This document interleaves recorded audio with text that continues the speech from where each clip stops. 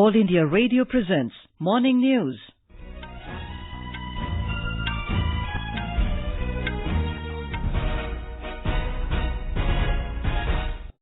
Good morning. I'm Anuja Kumar. The headlines. Prime Minister Narendra Modi to present Yoga Awards in New Delhi today. Also to launch 10 AYUSH Centres in Haryana. Assam government gears up security across the state in view of publication of final NRC list tomorrow. Centre releases over 47,000 crore rupees to increase green cover in states. RBI says gross NPA ratio of banks declined following early resolution of stressed assets. And in Shooting World Cup, India bags gold in 10-meter air pistol event in Rio de Janeiro.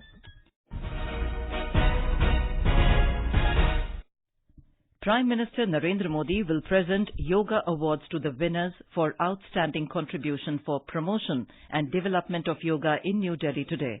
During the ceremony, Mr. Modi will also release 12 commemorative postal stamps to honour eminent scholars, practitioners and great master healers of AYUSH systems. These commemorative postal stamps highlight the great work and acknowledge the achievements of the great master healers of AYUSH systems. More from our correspondent.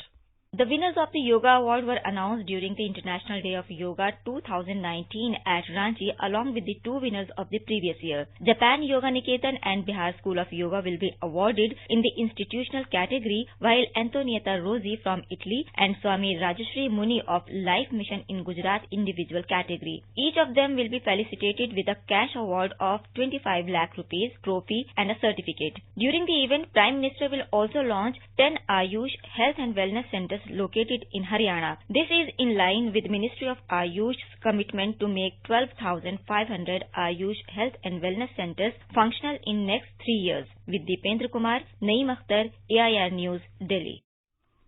Prime Minister Narendra Modi will address Manorama News Conclave today through video conferencing. An official release said the conclave is being held in Kochi and organized by Malayale Manorama.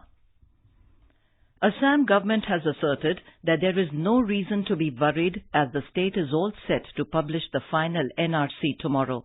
Participating in an AIR News talk show, Additional Chief Secretary, Home and Political Kumar Sanjay Krishna said that adequate security measures have been put in place across the state. He said that there is no security threat on the day of publication of NRC, but the security forces are alert to maintain peace. Mr. Krishna said that those people whose name do not appear in the final NRC would get opportunities to appeal in the foreigners' tribunals. The Government of India recently, through a gazette notification, has extended the period of appeal from 60 days to 120 days. So they will have enough time to appeal to the foreigners' tribunals, and the foreigners' tribunals are expected to dispose of their claims within 60 days. Mr. Krishna said 200 foreigners' tribunals will become functional from 1st of next month. He also said legal aid cell will provide assistance to the needy people. Mr. Krishna said that the social media is being monitored by police to prevent spreading rumours. Army Chief General Bipin Rawat will visit Srinagar today. During his visit, Mr. Rawat will review the security situation and preparedness of security forces in Kashmir Valley. This is the first visit of General Rawat to the valley after the abrogation of Article 370. Meanwhile, authorities yesterday restored mobile phone services in 5 sensitive districts of Jammu region. Jammu Divisional Commissioner Sanjeev Verma said that the mobile phone services have been restored in Doda, Kishtwar, Ramban, Rajouri and Poonch districts. Mr. Verma said the situation is now totally peaceful and things have returned to normalcy in all the districts. In a major step towards increasing afforestation, Union Minister for Environment, Forest and Climate Change, Prakash Javadekar, has handed over 47,000 crore rupees from Compensatory Afforestation Fund to various states. He said monitoring of the implementation of the efforts pertaining to afforestation will be done with the help of technology like geotagging and video shooting. In a media briefing in New Delhi, Mr. Javadekar appealed to the states that the budget for afforestation must be increased as this is the investment for future. To continue the expansion of the green cover area, which has extended from 15,000 square kilometers, the state governments must spend more in this area because it is an investment. The Department of Telecommunications has allocated 2 additional dedicated frequencies for running community radio, 89.6 and 90.0 MHz. Information and Broadcasting Secretary Amit Khare said this while delivering the valedictory address of 7th National Community Radio Sammelan in New Delhi yesterday. He also announced that on the lines of recent hike in advertisement rates for print and electronic media, the advertisement rates for community radio will be revised by the Bureau of Outreach and Communication within 2 months. Mr. Khare also announced that a community radio cell will be set up in the ministry for grievance redressal and collating actionable suggestions received from stakeholders. A 3-day monsoon session of Tripura Assembly will begin today. It will continue till the 3rd of September, barring holidays. Officials said 4 bills, including Essential Services Maintenance Act, ESMA, are likely to be introduced during the session. For quick news updates, follow us on Twitter at AIR News Alerts. The Reserve Bank of India, RBI, in its annual report released yesterday said early recognition and resolution of stressed assets have helped banks contain their gross non-performing loans ratio at 9.1%, down from 11.2% a year before. More from our correspondent. The RBI steadfastly pursued recognition, repair and resolution has resulted in the gross NPA ratio declining. The initial teething difficulties, the insolvency, the bankruptcy code is proving to be a game changer. The report has added that recoveries have gradually improved and as a result, deadlock in the potential path of investment cycle are easing. The capital buffers have been strengthened by recapitalization to the tune of rupees 2.7 lakh crore, including the budgetary allocation for financial year 2020, and the abatement of stress has rekindled bank credit inflows, which are getting broad-based. The report also notes that the new NPA recognition and resolution norms issued in June 2019 provide incentives for early resolution with discretion to lenders on the process. Sonali Khadar Patil, AIR News, Mumbai. The RBI report also states that as a part of its 360-degree mass media awareness programs, popular social media channels such as Twitter and Facebook will be used for two-way communication. Union Home Minister Amit Shah has said that India's economy has improved leaps and bounds since the NDA government took over the reins under the leadership of Prime Minister Narendra Modi. Addressing the 7th convocation of Pandit Deen Dayal Petroleum University at Gandhinagar last evening, Mr. Shah said that till 2014 there had been no attempts to save India's economy.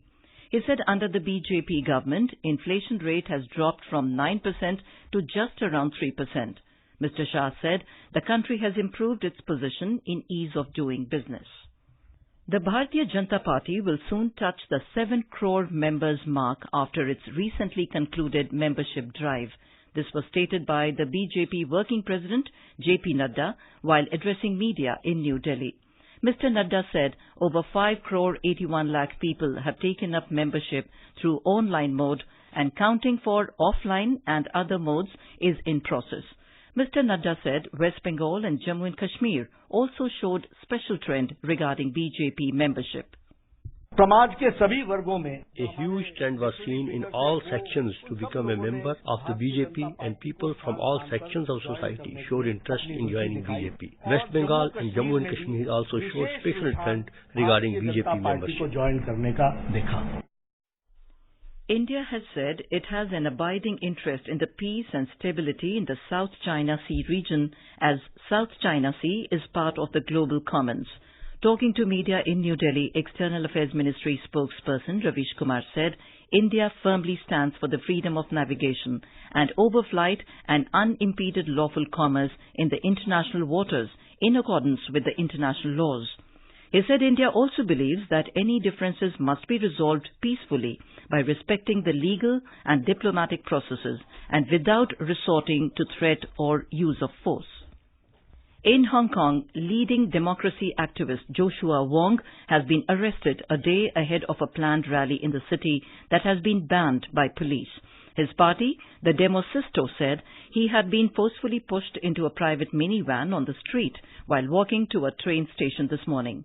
Tomorrow marks the 5th anniversary of Beijing's rejection of a call for universal suffrage in the city, a decision that sparked the 79-day umbrella movement led by mainly young protesters, including Wong.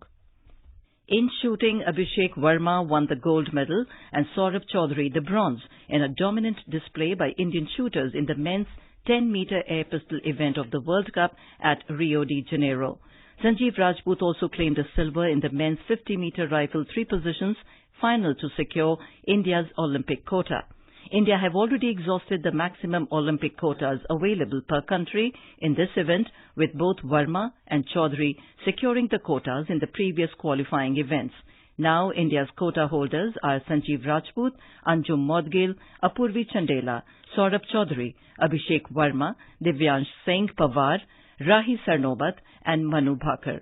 India were placed at the top of the medals tally with 2 gold, 1 silver and a bronze. India look to steamroll West Indies with another dominant show in the second and final test match beginning in Kingston, Jamaica today. The match will begin at 8 p.m. Indian time. All India Radio will broadcast bilingual commentary alternately in Hindi and English on the match. It can be heard on Rajdhani, FM Rainbow Network and additional frequencies from 7:30 p.m. Having won the first test by 318 runs, India are runaway favourites going into the second match. India have already clinched the 2020 and ODI series against the West Indies. Mahendra Singh Dhoni did not figure in the Indian team for the upcoming 3-match T20 cricket series against South Africa. Hardik Pandya returned in the 15-member squad, the only change in the squad announced last night. The 3 T20 internationals will be played beginning in Dharamsala from 15th of next month. In US Open tennis, 4th seed Simona Halep of Romania suffered a shock second-round loss to world number 116 Taylor Townsend in women's singles round.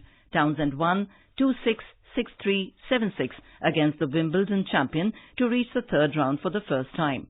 Czech 6th seed Petra Kvitova is out of the tournament after losing against world number 88 Andrea Petkovic of Germany. Top-ranked defending champion Naomi Osaka advanced to the third round. In men's singles, second-seeded Rafael Nadal advanced to the third round with a walkover after opponent Thanasi Kokinakis pulled out due to shoulder injury. And now for an overview of today's newspapers, it's over to Sarabjit Kaur. Thank you, Anuja.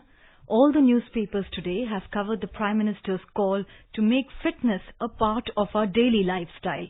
The Hindustan Times writes, PM launches Fit India Drive to make people exercise more.